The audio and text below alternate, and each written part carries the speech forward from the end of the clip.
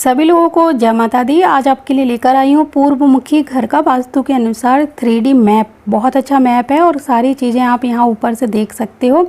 यहाँ ऊपर आपको एक एक चीज़ मिलेगी।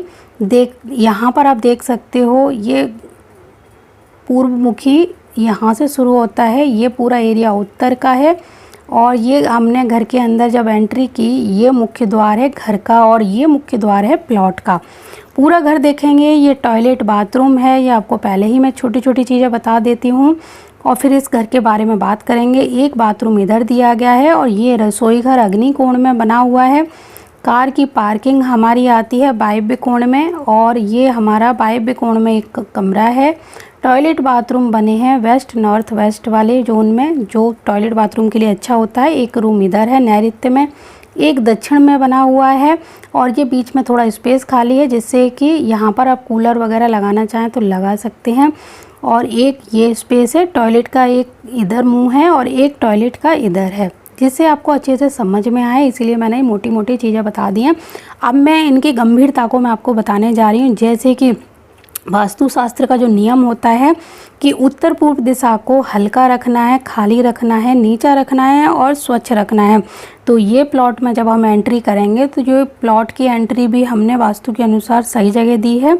और उसके बाद हमने घर का जो मुख्य द्वार है वो भी हमने इंद्र और जयंत का जो पद होता है, जो हर बार हमने बताया, जयंत का पद, इंद्र का पद, और ये यहाँ पर पूर्व की एरिया में जो होते हैं उनमें जो शुभ पद होता है उस पर ही एंट्री दी है। 16 दिशाओं के अनुसार ये मैप बनाया गया है और यहाँ पर स्पेस का पूरा ध्यान रखा गया है।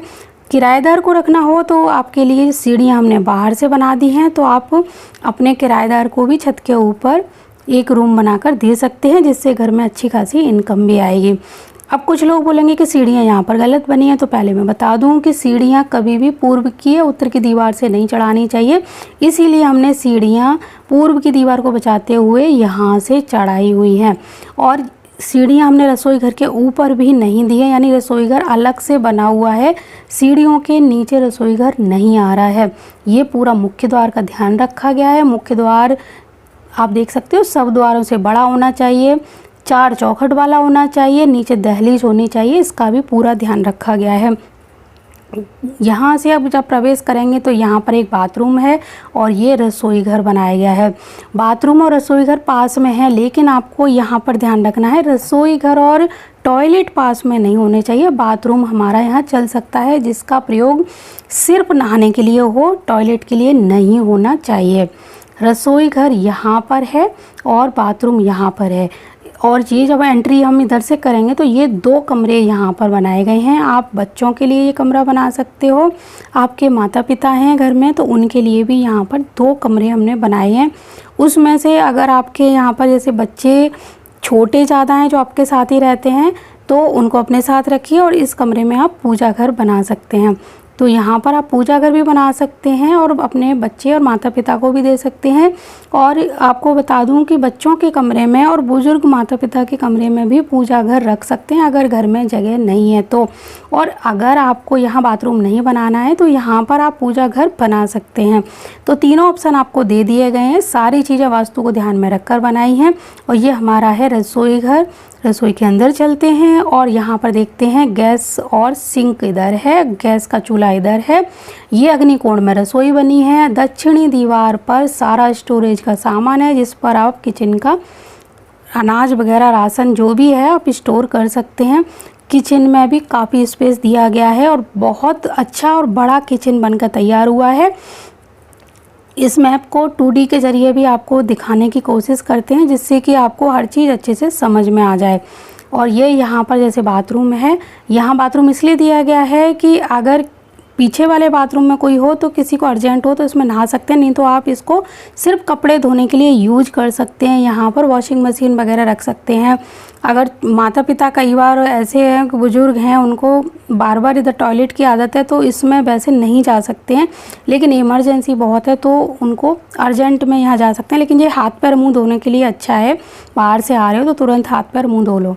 ये छोटा सा रूम है, ये पूजा रूम भी बनाया जा सकता है, पढ़ाई का रूम भी बनाया जा सकता है। ये आपके ऊपर निर्भर करता है कि आप इस रूम को कौन सा रूम बनाना पसंद करेंगे। तो पूजा के लिए भी बहुत अच्छा है। ये उत्तर दिशा में पड़ रहा है। क्योंकि अगर आपका प्लॉट बड़ा है तो यहाँ पर हमने जैसे 5 कमरे बनाए हैं, तो 5 कमरे की जगह आप यहाँ पर बड़े बड़े कमरे बना सकते हैं, स्पेस ज़्यादा रख सकते हैं। और छोटे अगर प्लॉट है तो उसमें कमरे 5 बनाने की ज़रूरत नहीं है, छोटे छोटे कमरे बनाओगे उससे अच्छा है कि आप बड़े रूम बनाएं और थोड़ा सा स्पेस खाली ज़रूर रखें। और ये भी उत्तर दिशा की तरफ एक कमरा पड़ता है, यानी ये घर में उन लोगों के लिए ये 2 कमरे एक्स्ट्रा हैं कि अगर बच्चे और माता पिता हैं तो उनको ये रूम दे सकते हैं। हवा की पूरी व्यवस्था की गई है। उत्तर दिशा में जो सारी खिड़कियां हैं जो बड़ी बड़ी हैं जो खुलेंगी, और द्वार हमेशा लकड़ी के होने चाहिए। आप देख सकते हो लकड़ी का द्वार हो और चौखटों वाला द्वार होता है तो घर का वास्तु संतुलित रहता है, अगर हमने हर जगह पर इस तरह का द्वार लगाया हुआ है। इसी तरह इन 2 कमरों के पीछे जो वायव्य कोण में एक रूम आता है, अगर आपकी कोई अनमैरिड बेटी है जिसकी हाल फिलहाल आपको शादी करनी है तो उसको ये वाला रूम दीजिए। इसमें रहने से उसके विवाह के जो योग हैं वो बहुत जल्दी बनते हैं। वायव्य कोण का रूम है, और अगर आपके कोई गेस्ट भी आते हैं तो उनको भी ये रूम दे सकते हैं। आप देख सकते हो बड़ी सी विंडो लगी हुई है, स्पेस का पूरा ध्यान रखा गया है। और एक टॉयलेट बाथरूम यहाँ पर बना है, आप चाहो तो अटैच बना सकते हो, नहीं तो आप सिर्फ टॉयलेट के लिए इस छोटे से टॉयलेट को यूज कर सकते हो। स्पेस के ऊपर आपके निर्भर करता है कि आपका स्पेस कितना है, उसी से आप यहाँ पे टॉयलेट बाथरूम बहुत छोटे छोटे बनाने से अच्छा है कि एक तरफ आप टॉयलेट बना दो, एक तरफ बाथरूम बना दो। नैऋत्य कोण में एक जो कमरा पड़ता है उसके बराबर में ये जगह थोड़ी खाली है और इसमें विंडो है, जिससे कि आप आसानी से हवा भी यहाँ से आती जाती रहेगी, और कूलर वगैरह लगाना चाहें तो लगा सकते हैं, बाहर से कमरे की जगह बचेगी। और इस कमरे के लिए ये वाला टॉयलेट बिल्कुल सही रहेगा, क्योंकि नैऋत्य कोण के बाद ये वाला जो कमरे का टॉयलेट है, बाथरूम है, तो ये बनाया है यहाँ पर, इसका गेट इस तरफ दिया गया है। तो क्योंकि इस कमरे में रहने वालों को बहुत फ़ायदा हो जाएगा। और यहाँ पर आप चाहो तो टॉयलेट 2 बना के एक बाथरूम भी बना सकते हो और अटैच भी। इसी तरह एक दक्षिण दिशा में ये वाला रूम है। कई बार क्या होता है कि बहुत सारे लोग घरों में माता पिता भाई बहन सबके होते हैं, ज़्यादा लोग होते हैं, तो उनको ज़्यादा कमरे की ज़रूरत पड़ती है। जब बच्चे बड़े हो जाते हैं तो आपका थोड़ा सा भी प्लॉट बड़ा है तो उसके हिसाब से कमरे बनाइए। अगर प्लॉट छोटा है तो छत के ऊपर बना लीजिए, लेकिन नीचे बहुत छोटे मत बनाइए। और ब्रह्म स्थान खुला रखना है, छत के ऊपर भी आपको आकाश तत्व को खुला रखना है, इस बात का ध्यान रखना है। आप कई बार कमरे बनाने के चक्कर में ब्रह्म स्थान को भूल जाते हैं, और ब्रह्म स्थान जब खुला नहीं होता तो आधी से ज़्यादा परेशानियां तभी आती हैं। बहुत सारे लोग बोलते हैं कि हमने वास्तु के अनुसार घर बनाया लेकिन फिर भी हम परेशान हैं। तो बता दूं आप क्या क्या गलतियां करते हैं। आप कभी भी मुख्य द्वार पर चौखट नहीं लगवाते, पूजा घर में और रसोई घर में चौखट नहीं लगवाते हैं, जिसके कारण बहुत सारे वास्तु दोष उत्पन्न होते हैं। चौखट लगने से ही 50% वास्तु पर नियंत्रण हो जाता है, यानी कितने भी दोष होंगे फिर भी ये चौखट उस चीज़ को कवर कर लेती है। अगली बात क्या है कि ब्रह्म स्थान हमारा हमेशा बंद हो जाता है जब, और ख़ास तौर से फ्लैटों में। ब्रह्म स्थान अगर खुला भी होगा तो बहुत सारे लोग यहाँ पर सेंटर टेबल रख के या कालीन बिछा के इसको बिल्कुल बंद कर देते हैं, जो बिल्कुल भी अच्छा नहीं माना जाता। कमरे बड़े बड़े बना देते हैं तो ब्रह्म स्थान की जो असली जगह है, केंद्र बिंदु, वो दब जाता है, जिसके कारण पॉजिटिव एनर्जी हर जगह तक नहीं पहुंच पाती। जो पॉजिटिव एनर्जी है वो अंदर ही अंदर दब जाती है, बाहर नहीं निकल पाती। इसीलिए ब्रह्म स्थान को ज़्यादा से ज़्यादा खुला रखेंगे। नीचे जितना कम हो सके उतना कम बनाइए, ब्रह्म स्थान को जितना हो सके उतना खोल के रखिए। सीढ़ियाँ आप घर के अंदर से ना बनाकर घर के बाहर से बना दीजिए। उत्तर पूर्व दिशा का ये एरिया है, जितना खुला रहेगा उतना अच्छा रहेगा। बहुत सारे लोग क्या करते हैं, सिखी का जो पद होता है यानी वास्तु पुरुष का जो सिर होता है, वहाँ पर से ही सीढ़ियाँ निकाल देते हैं, टॉयलेट बना देते हैं, बाथरूम बना देते हैं। यहीं से वास्तु दोष शुरू हो जाते हैं, गंभीर परिणाम प्राप्त होते हैं जब भी आप यहाँ पर वास्तु पुरुष के सिर के ऊपर इस तरह का निर्माण करते हैं। तो हमने यहाँ पर सिखी के पद को पूरा खाली छोड़ा है और उसके बाद से ही यानी ईशान कोण को खाली रखा गया है। और ये आप द्वार देख रहे हो, ये भी ईशान कोण में प्रॉपर नहीं है, यानी प्लॉट का द्वार भी ईशान कोण में नहीं है।